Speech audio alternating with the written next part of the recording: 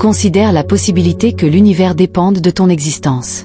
La vision newtonienne traditionnelle du monde, basée sur des entités distinctes, suggère que les humains existent dans un royaume physique régi par des lois spécifiques telles que la gravité et la thermodynamique, représentant l'univers comme une entité distincte et autonome.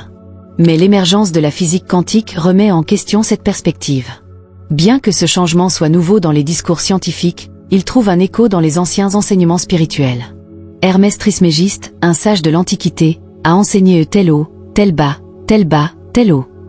Cela implique que notre monde ressemble à une matrice holographique, une surface réfléchissante qui reflète la conscience qui y est projetée. La physique quantique est d'accord avec cette ancienne sagesse et suggère que la réalité n'est peut-être pas une construction indépendante, mais qu'elle est façonnée par la conscience de l'observateur. Dans ce royaume de la pensée, où la physique quantique entretient le concept d'un multivers et de lignes temporelles infinies, ta perception pourrait influencer de manière significative la manifestation de la réalité. Neville Goddard, dans son ouvrage Pensée dans la quatrième dimension, suggère que la quatrième dimension sert de source à notre existence tridimensionnelle et abrite une variété infinie de possibilités de vie, semblables à des lignes de monde infinies. De même, dans le monde de la physique quantique, le Dr Joe Dispenza met en évidence l'existence d'un champ infini rempli de résultats potentiels pour notre vie. Ce champ quantique illimité, où le tout, récite les anciens enseignements d'Hermès Trismégiste, tels qu'ils sont décrits dans la Kabbale, comme un domaine dans lequel chaque résultat de vie imaginable existe déjà. Cela mène à une question cruciale. Qu'est-ce qui détermine la ligne de temps spécifique que nous vivons? Neville Goddard dit à juste titre, « Accepte le sentiment de ton désir réalisé et observe quel chemin ton attention suit. » Dans ce contexte, le temps, une construction basée sur notre réalité tridimensionnelle, n'a aucune influence.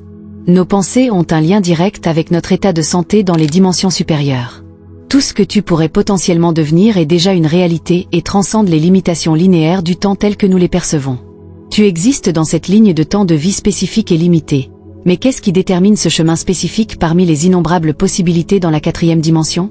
Cette question signale le déclin progressif du modèle newtonien traditionnel et cède la place à un déplacement vers une conscience unifiée.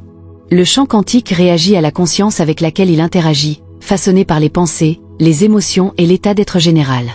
Essentiellement, la réalité ou la ligne du temps dont tu fais l'expérience est une manifestation de l'état d'être, des pensées et des émotions que tu embrasses.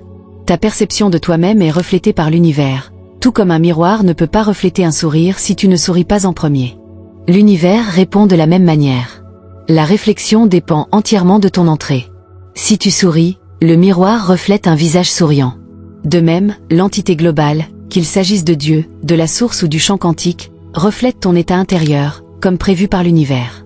Le but de la création est de traverser des expériences uniques sans fin, qui s'étendent jusqu'aux limites de l'infini. La force omniprésente respecte ta liberté de choix et la considère comme intégrale pour la joie des multiples aventures de la vie.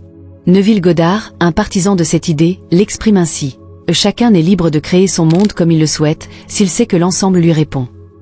Cette dépendance à ta conscience unique alimente l'expansion de l'univers. Ta capacité à choisir est toujours présente.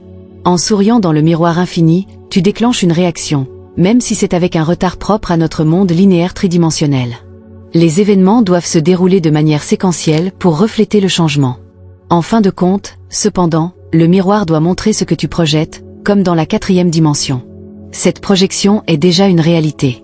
La persistance dans ta conception de toi-même oblige le miroir à se conformer. Sans perception personnelle, le miroir garantit l'authenticité de l'expérience de l'espace. Si tu as le sentiment que cette vidéo a eu une valeur pour toi jusqu'à présent, je serais heureux que tu partages cette valeur en faisant un don via le bouton Super Thanks sous la vidéo, autant que cela te semble juste et équitable. Chaque geste de reconnaissance est un cadeau précieux pour moi qui enregistre ces vidéos. L'univers s'efforce de comprendre ce que cela signifie d'être toi, à ce moment précis. Cette compréhension serait compromise si elle imposait sa volonté. L'infini a accepté volontairement des restrictions afin d'expérimenter ton existence de manière authentique.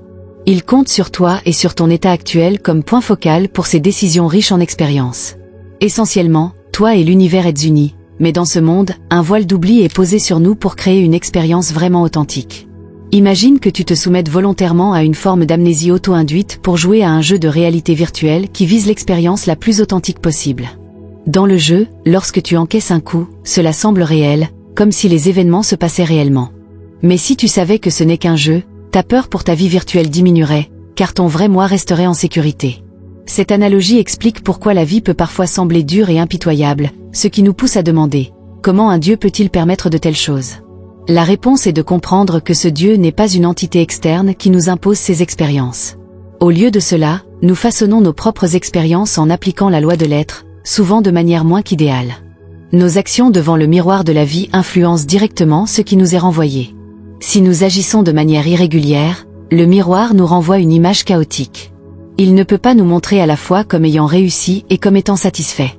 Le miroir reflète simplement l'essence de nos actions et de notre être. La recherche de la liberté est souvent limitée par le défi du sentiment ou limitée par les circonstances. Cette lutte peut être un catalyseur pour une compréhension plus profonde de soi et du monde, influencée par les enseignements de Neville Goddard et d'autres penseurs similaires.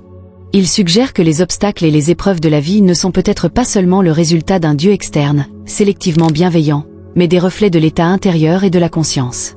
La métaphore du miroir est particulièrement pertinente dans ce contexte. L'image que l'on voit dans le miroir est le résultat direct de ce qui est présenté devant. Si tu te tiens devant le miroir avec une mentalité d'emprisonnement et de limitation, la réflexion est marquée par la stagnation et la restriction. Mais un changement de perspective qui embrasse les concepts de liberté et de possibilités illimitées peut changer cette réflexion de façon spectaculaire. En réponse à ce changement de perspective, le monde commence à dévoiler des opportunités et des plaisirs qui semblaient invisibles auparavant. Cette transformation rappelle le récit de Huac of Diamond de Russell Conwell, où un homme passe à côté de la richesse sur ses propres terres et court après la fortune ailleurs, pour découvrir plus tard que ce qu'il cherchait était toujours à sa portée. Cette dynamique est merveilleusement capturée dans les mots encourageants de William Ernest Henley dans son poème Invictus.